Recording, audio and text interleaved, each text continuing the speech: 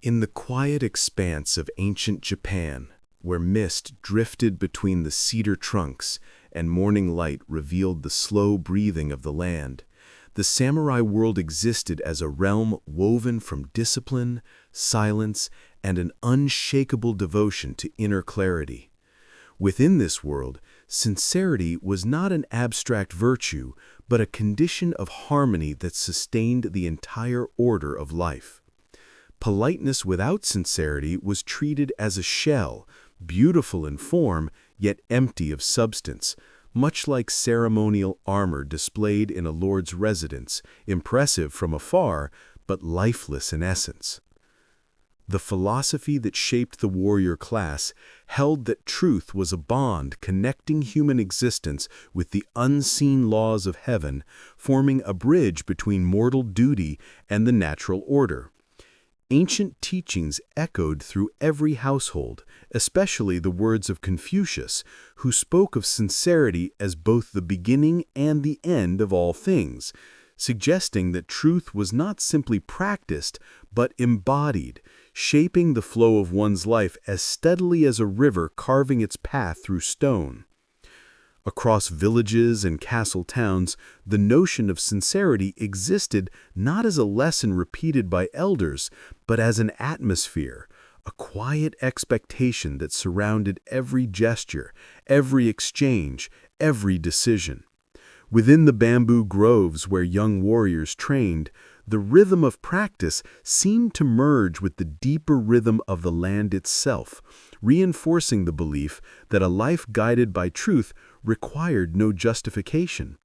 Actions and words were expected to arise from the same source, like branches extending from a single trunk. When separation appeared, when words strayed from intention, the order of the samurai world began to tremble. The elders taught that even the smallest falsehood left a trace, like a mark on polished steel, reminding all who saw it that sincerity once broken could never be restored to its original purity.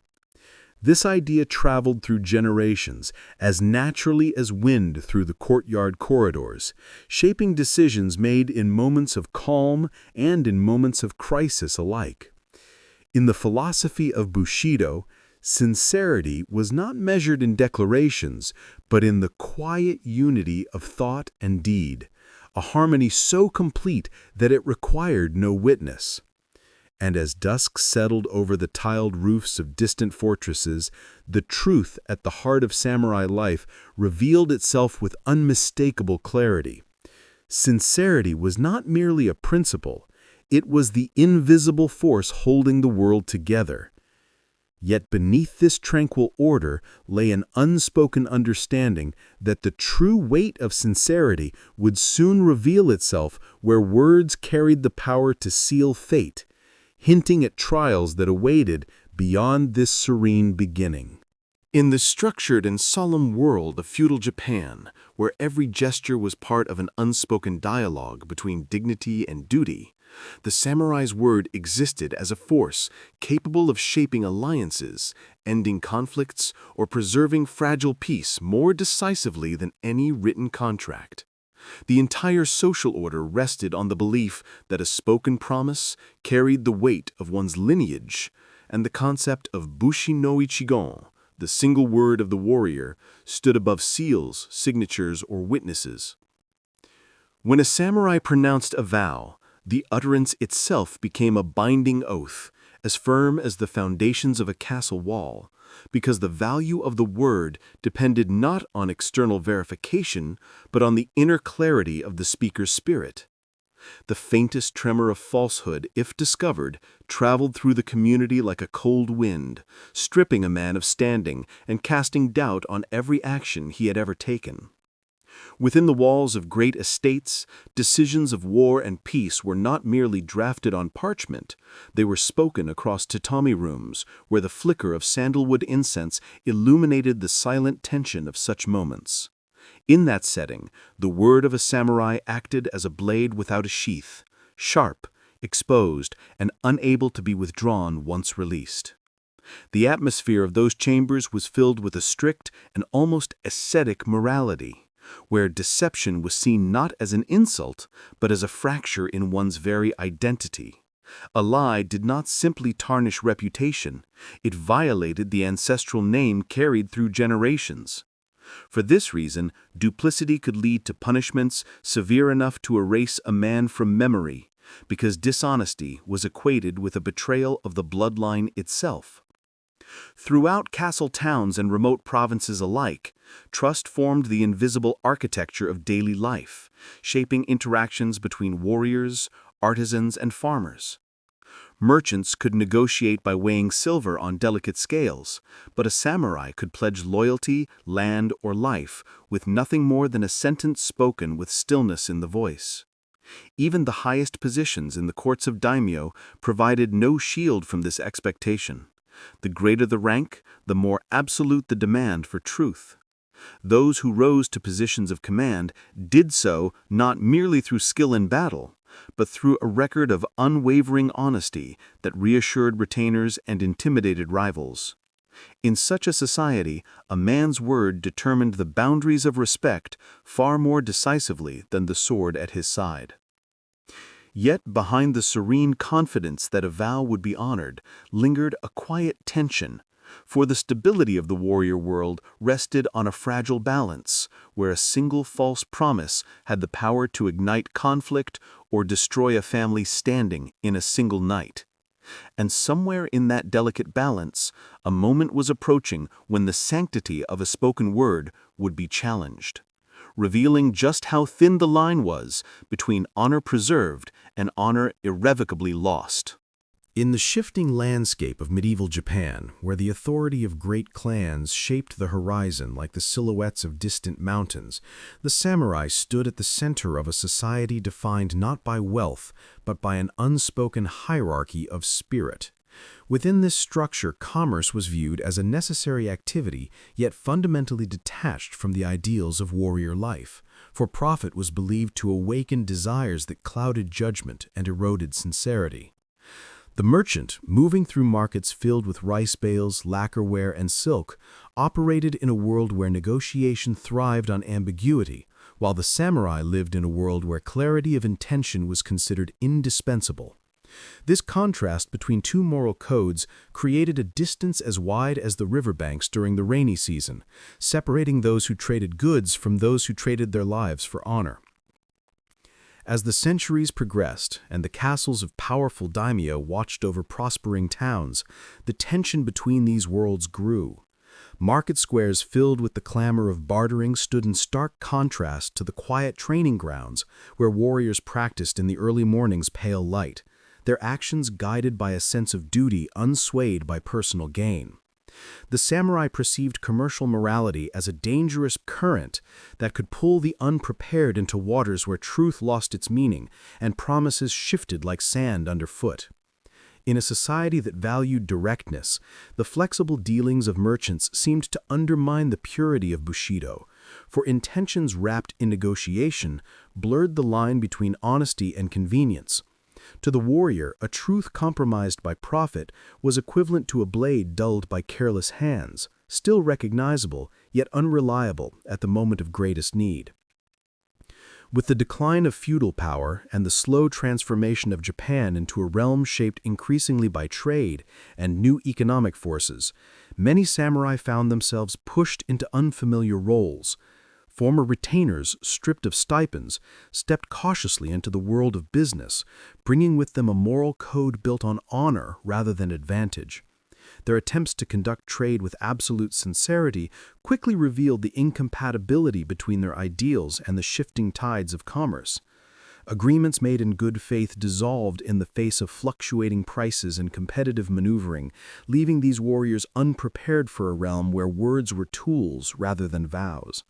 Their honesty, once admired in the courts of lords, became a vulnerability exploited by experienced merchants, showing how a moral code forged for battlefields could falter in the delicate arena of profit. Yet beneath these struggles lay a deeper realization. The samurai's commitment to truth illuminated a path that commerce rarely recognized, the path where honor was not a means to success, but the very reason for standing upright. This contrast revealed more than a clash of professions. It exposed a societal shift where values once held sacred began to bend under the weight of economic change. And as this transformation spread across the land, a quiet unease settled, hinting that the next stage of this story would reveal how truth itself could become a force untouched by wealth or circumstance, waiting to rise again where the warrior spirit still sought clarity in a world growing ever more uncertain. In the contemplative depth of Japanese tradition, where temple bells carried across valleys at dusk, and the worn stones of shrines remembered the footsteps of countless generations, truth in the world of the samurai existed not as an assertion, but as an unshakable presence. Bushido regarded falsehood not as a moral sin to be punished, but as a fracture in the spirit, a weakness revealing that a man lacked the strength to align thought, word, and action. In this understanding, sincerity held a status almost metaphysical, influencing the world without movement, shaping outcomes without display. The samurai believed that when sincerity was present, even silence carried weight.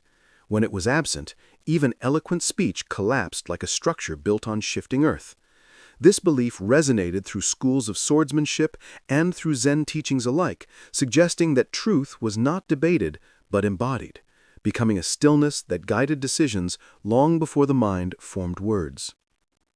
Across the training halls, where wooden floors creaked beneath steady footsteps, young warriors listened to instruction that sounded less like command and more like meditation. Their teachers spoke of the Japanese character for sincerity, a symbol combining word and perfection, as though the ideal of harmony could be inscribed in a single stroke. In that character, they saw the expectation that words should not wander from the core of intention, just as a blade must not drift off its intended line.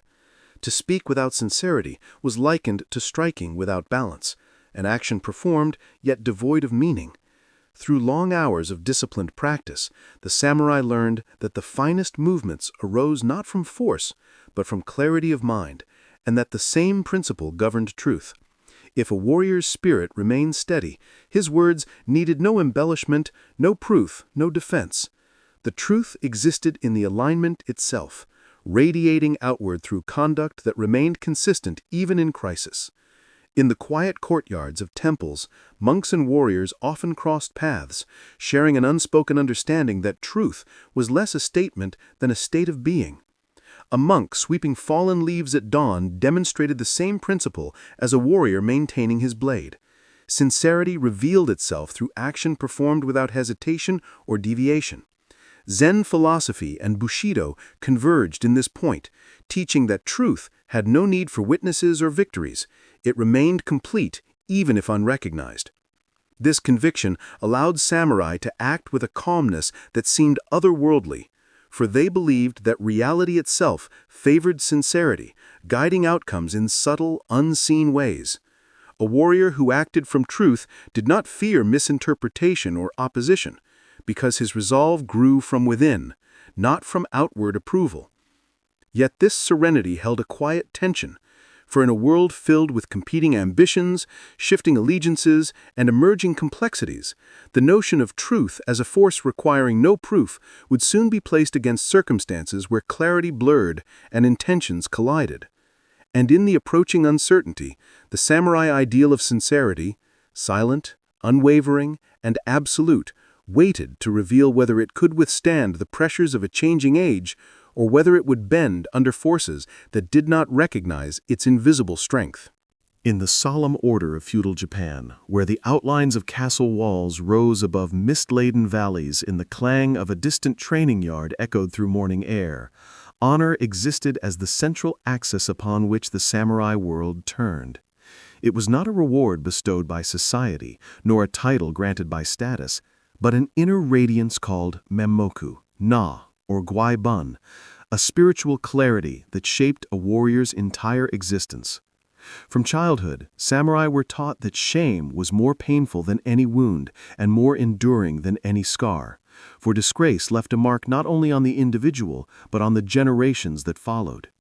Elders spoke the same phrases for centuries: "You will be ashamed," "If you are not ashamed," not as reprimands, but as reminders that a life guided by honor demanded constant vigilance over every gesture, every promise, every thought. This awareness grew within them as naturally as breath, forming a shield stronger than armor and a compass more reliable than strategy.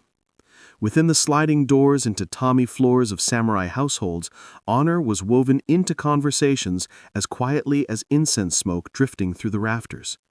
A misstep in conduct could extinguish the respect of allies, while a single act of integrity could fortify one's name for a lifetime.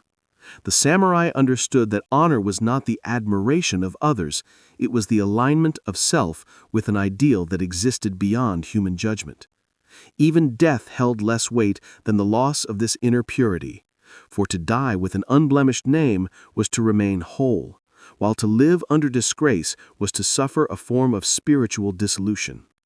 The rituals of courage on the battlefield and the rigid etiquette of court life both reflected this central truth.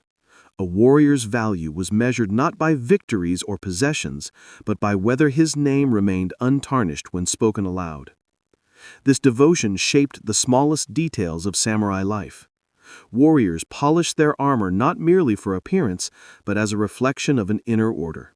They maintained their swords with the care of a sacred duty, believing that a neglected blade mirrored a neglected spirit.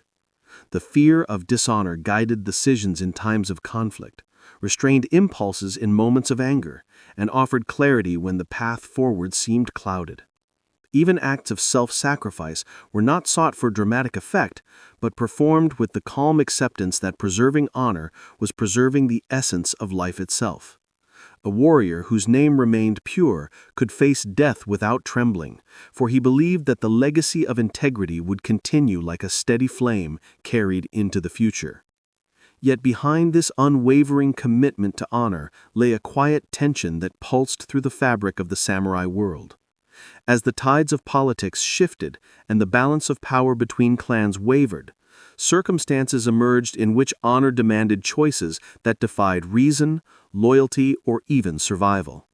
And within that tension waited a final understanding, that the bond between truth and honor could endure only if the spirit remained unbroken, preparing the way for a conclusion where these two ideals would reveal themselves as inseparable forces shaping the destiny of those who followed the samurai path. In the fading light of an era that had begun to loosen its grip on the rigid order of feudal life, the samurai spirit continued to linger in the quiet movements of the land itself, carried in the muted hum of temple gongs at dusk, in the scent of pine drifting through old castle corridors, and in the disciplined silence of those who still remembered the ancient teachings. Within this atmosphere of transition, truth and honor remained intertwined, forming a single current that shaped the essence of a warrior's soul.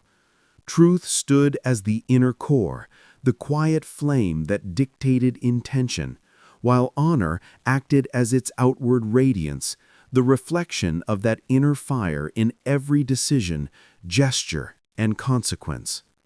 Together they formed a harmony that could not be separated without unraveling the integrity of the samurai path.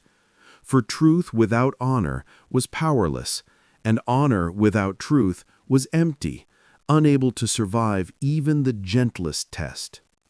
In the philosophy that governed generations of warriors, truth served as the silent foundation upon which all actions rested. It was not a declaration pronounced to gain trust, nor a shield raised against judgment, but a natural state of alignment between thought, word, and deed. Those who carried truth within them walked with a calm certainty that no external force could disrupt, for their decisions emerged from clarity, unaffected by the shifting tides of circumstance or fear. Honor, in turn, was the visible proof of this inner alignment, shaping reputation, guiding duty, and offering a standard by which the world measured the worth of an individual. When these two forces worked in unison, A samurai could stand unshaken even in the face of overwhelming adversity, for he understood that the judgment of others mattered far less than the consistency of his own spirit. As Japan changed, its markets expanding, its cities growing, its ancient hierarchies beginning to crack under the weight of new realities, the old ideals did not vanish. They retreated into the deeper layers of communal memory, preserved in stories told near hearths on winter nights, and in the gestures of those who refused to abandon the values that defined them. Even in times when wealth overshadowed duty and ambition eclipsed tradition, the essence of Bushido whispered through the bamboo groves and temple courtyards, reminding all who listened that truth and honor remained the twin pillars upon which a worthy life could be built. The samurai believed that one who kept truth in his heart could not be defeated by death, for the purity of intention shaped a legacy stronger than the fragile bodies left behind. In the stillness that settled over the land at dusk, when shadows stretched across castle stones and the final embers of the day softened into quiet, this understanding crystallized into a final thought, simple yet carrying the weight of centuries. For those who lived by the integrity of truth and the brightness of honor, fear dissolved as surely as mist under the morning sun, and the boundary between life and death lost its sharpness. And in that moment, the essence of the samurai spirit revealed itself with unmistakable clarity, as if carried on a gentle wind moving through the valleys of the past. The samurai who did not betray the truth did not die. He left his spirit in the wind that whispers the name of honor.